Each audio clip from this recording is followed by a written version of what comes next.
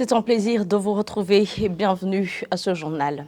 À la une de l'actualité, la passation de l'examen d'État pour les élèves finalistes du cycle fondamental a débuté ce mardi.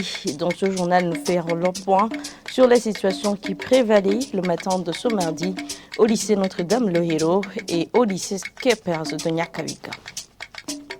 30 août 2023, c'est la date limite fixée par le ministère en charge des logements sociaux pour le départ plutôt des déplacés du site Sokarti de la zone Kinama en mairie de Bujumbura. Dans ce journal, vous suivrez les différents sentiments des habitants de ce site. Les détails après une courte pause.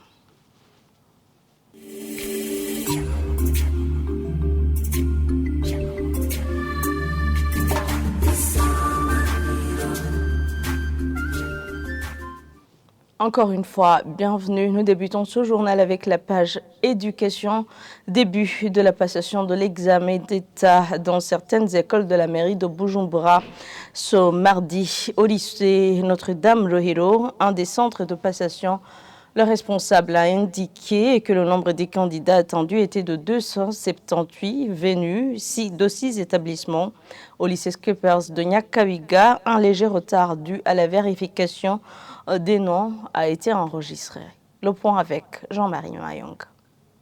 Dans certaines écoles visitées par la radio-télévision Isanganiro, où s'est déroulé l'examen d'État, le constat est qu'il n'y a pas eu de problème. Au lycée Notre-Dame-le-Héros, 278 candidats ont passé cet examen d'État avec 3 autodidactes et ce centre a rassemblé 6 écoles, comme l'a indiqué Remeji Abonimana, le chef de ce centre de passation. Le début de l'examen s'est bien déroulé parce qu'il n'y a pas de défi majeur enregistré. Donc les candidats sont arrivés à temps. Et les surveillants sont arrivés à temps, donc tout le monde est là. Par rapport à l'effectif auquel on s'attendait, donc tout le monde était présent. Nous avons même accueilli 3 autodidactes qui ont échoué à l'examen d'État. L'effectif attendu s'élève à 278 candidats en provenance de 6 écoles et avec 8 sections. À l'école Saint-Michel-Archange, la passation de l'examen d'État s'est bien déroulée. On a vu que les élèves étaient concentrés et ce centre a accueilli 368 élèves et parmi eux, 2 étaient absents. Sur ce centre, 6 écoles se sont rencontrées pour la passation de cet examen. Le chef du centre de passation a indiqué qu'il y avait eu un léger retard lié à la vérification des noms des candidats. Au lycée Skepers de Nyakabiga, l'examen s'est bien déroulé en toute tranquillité, mais avec un léger retard. 467 candidats ont passé l'examen à ce centre venu dans 4 écoles, comme l'a indiqué Divine Ouimana, chef du centre de passation. L'examen d'État qui a débuté ce mardi, qui donne accès aux élèves qui terminent le cycle post-fondamental pour accéder à l'université, va durer 4 jours. La corruption s'observe toujours au Burundi, 20 ans après avoir signé la convention portant lutte contre la corruption, comme les autres pays africains, sauf les gangrène et toujours le Burundi. Les propos sont de Gabriel Ruftili, ce 11 juillet, à l'occasion de la journée de lutte contre la corruption en Afrique. Dans une conférence de presse, ce président de l'OLUCOM appelle les autorités burundaises à tout faire pour que la corruption soit éradiquée au Burundi afin d'accéder à un développement durable. Suivez-le. Vous le savez qu'avant 2005, on était dans une guerre civile. C'est à partir de là qu'on a commencé à penser au développement, à la stabilité des institutions, etc. etc. Donc depuis 2005 à ce jour, en tout cas le Burundi a continué à chuter selon les indicateurs de Transparency International. Tenez, en 2005, le Burundi occupait la 130e position sur à peu près 167 États avec 23% de points.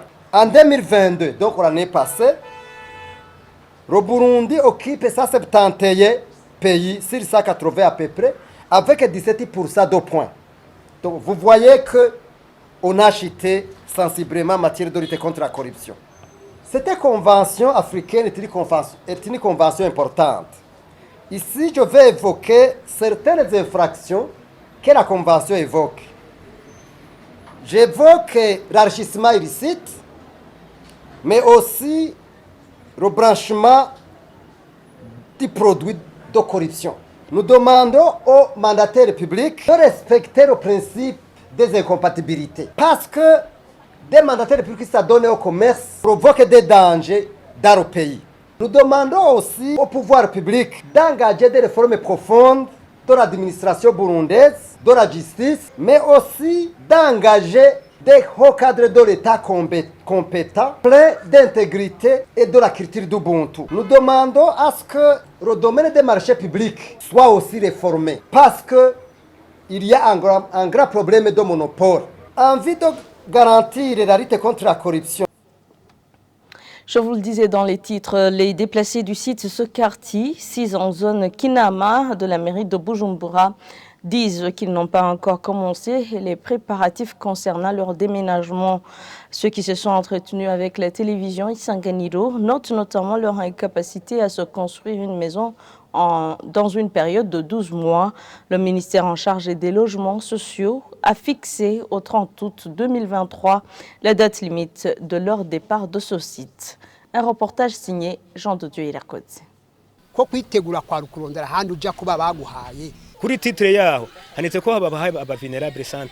Ce sont les déplacés du site Sokarti indiquant qu'ils n'entreprennent pas de préparatifs concernant leur déménagement pour plusieurs raisons. Certains d'entre eux déplorent que l'État s'est réattribué certaines parcelles, lesquelles il avait octroyées à ces derniers. Comment pouvons-nous nous préparer alors que les préparatifs étaient censés être effectués dans les parcelles que le gouvernement s'est réattribuées avec les travaux déjà réalisés? D'autres n'ont pas encore réussi ces parcelles. De plus, 9 ménages ont vu leurs parcelles spoliées par d'autres et des maisons ont été construites à la vue de tout le monde sans être inquiétés par le ministère malgré les demandes introduites par ces ménages.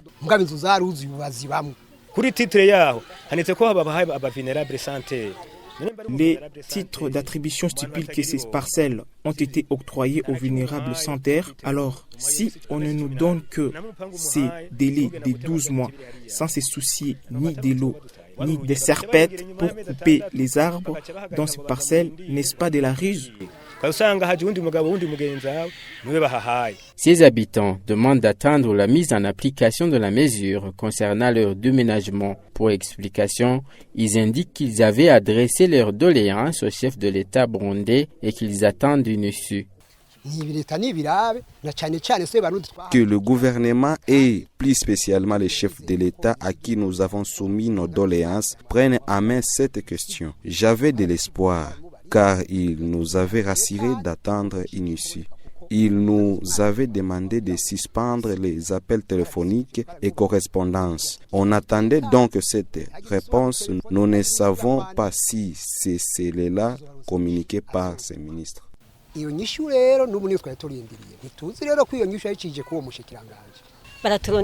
gouvernement recherche où nous mettre, non pas dans un terrain vide, mais dans une habitation.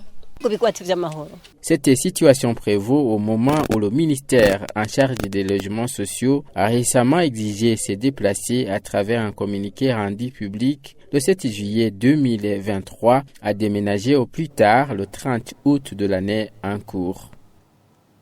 À la page infrastructure, les habitants et usagers de l'avenue de la République séparant les quartiers Nyakabika 2 et 3 demandent que toute cette avenue soit réhabilitée. Plus loin, au quartier Mutanga Sud, l'avenue Sigouviaye est en train d'être réhabilitée à la satisfaction des habitants. Le point avec Mireille Kanyang.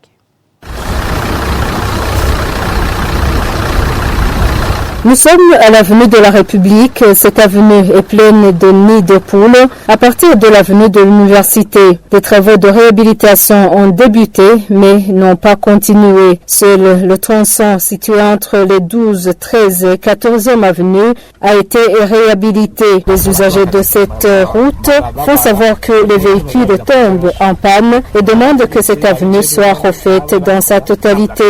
Cette route est en mauvais état et ça nous met mal à l'aise. Les véhicules de nos bosses tombent en panne. Nous voyons que les pièces de rechange sont chères. Il n'y a pas de travaux sur cette route. Que les autorités réhabilitent cette avenue. Nous avions eu espoir quand on a vu que les travaux commençaient, mais ça n'a pas duré. Nous ne savons pas pourquoi nous sommes fatigués. Notre prochaine escale a été l'avenue Sigouviaye au quartier Mutanga Sud, une avenue qui part du boulevard Mwenzi-Gisabo. Elle est aujourd'hui en cours de réhabilitation pour être goudronnée. Les habitants de la place apprécient ces travaux et demandent que d'autres avenues soient faites, notamment l'avenue dite Nadé.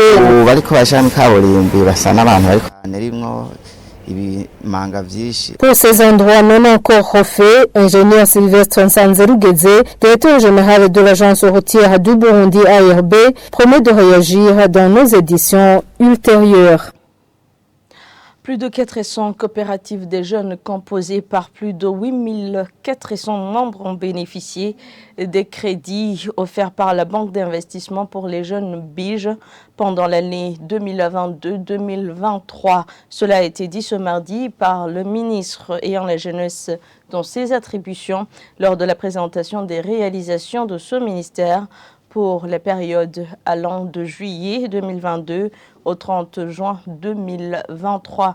Ezekiel Nibigira indique que plus de 2100 micro-projets des jeunes ont été appuyés par le programme d'autonomisation économique et d'emploi des jeunes Paège. Suivez-le. À l'Agence burundaise pour l'emploi des jeunes, ABEJ en sigle, il y a eu organisation de stages de premier emploi en faveur des jeunes diplômés sans expérience professionnelle. Au total, 326 jeunes diplômés sans expérience professionnelle ont bénéficié du stage de premier emploi dans toutes les provinces du pays à la Banque d'investissement pour les jeunes. BIJ en sigle, il y a eu octroi de crédits aux coopératives des jeunes. Au total, 444 coopératives composées de 8447 membres ont bénéficié de crédits offerts par la Banque d'investissement pour les jeunes. Au programme d'autonomisation économique et d'emploi des jeunes, PAEJ, il y a eu appui dans la création d'emplois des jeunes. Au total, 2107 micro-projets des jeunes ont été appuyés et financés par le PAEJ, dont 1502 coopératives collinaires, 317 projets retenus en concours, 220 retenus en ligne, 75 chaînes de valeur et 23 multiplicateurs de semences. C'est par ici que prend fin ce journal. Merci à tous de l'avoir suivi. Merci également à l'équipe de la rédaction et à l'équipe technique qui m'ont permis de le réaliser. Bonne suite des programmes avec la télévision Isanganiro.